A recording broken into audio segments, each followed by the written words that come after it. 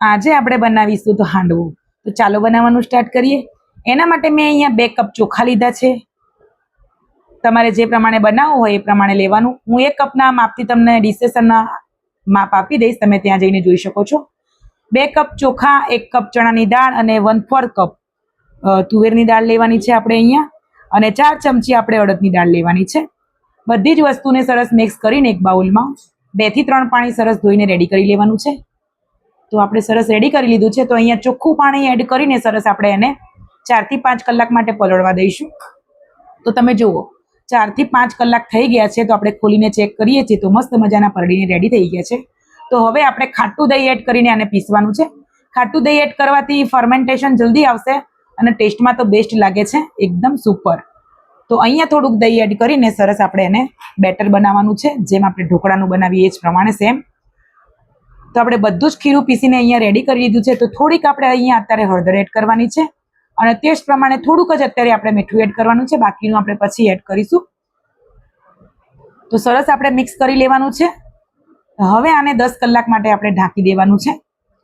10 કલાક થઈ ગયા છે, તો ખોલીને ચેક કરીશું।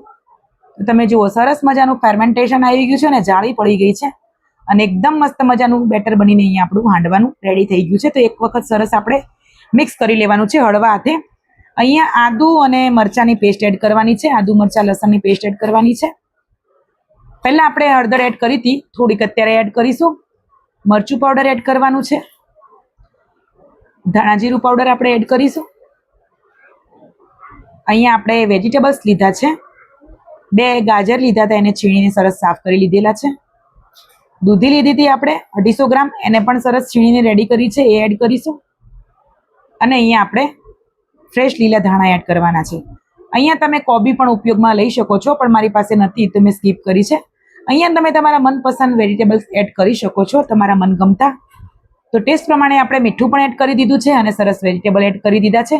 સરસ આપણે હળવા હાથે મિક્સ કરી લેવાનું છે।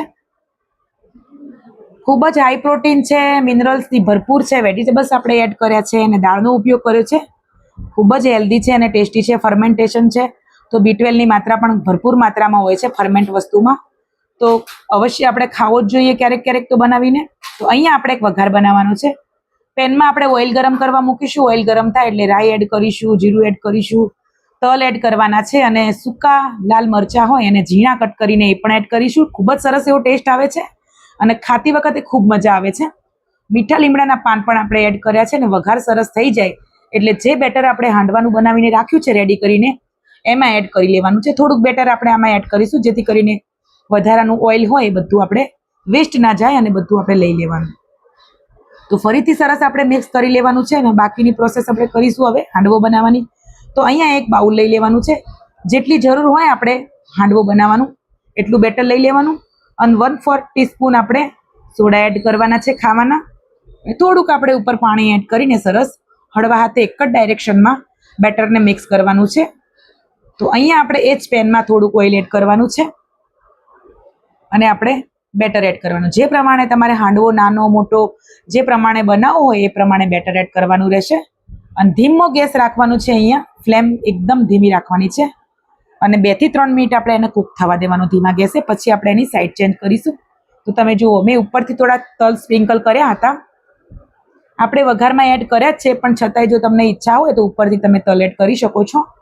આ કરવાથી આપણે ઘડીએ ઘડીએ ઓઇલ એડ કરીએ ત્યારે આપણે અલગથી વઘાર નથી કરવો પડતો અને ખૂબ જ ટેસ્ટી એવા લાગે છે। આ રીત આપણી એકદમ જૂની અને ઓથેન્ટિક છે, એટલે મેં તમને બતાવી છે।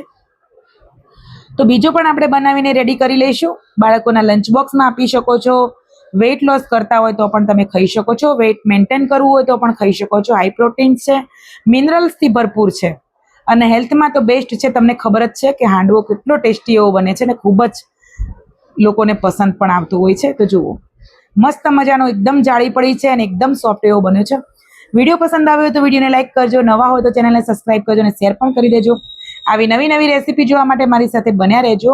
હું રોજ એક નવી રેસીપી તમારી સાથે શેર કરું છું। મળીશું નવી રેસીપીના નેક્સ્ટ વિડીયો। જય શ્રી કૃષ્ણ।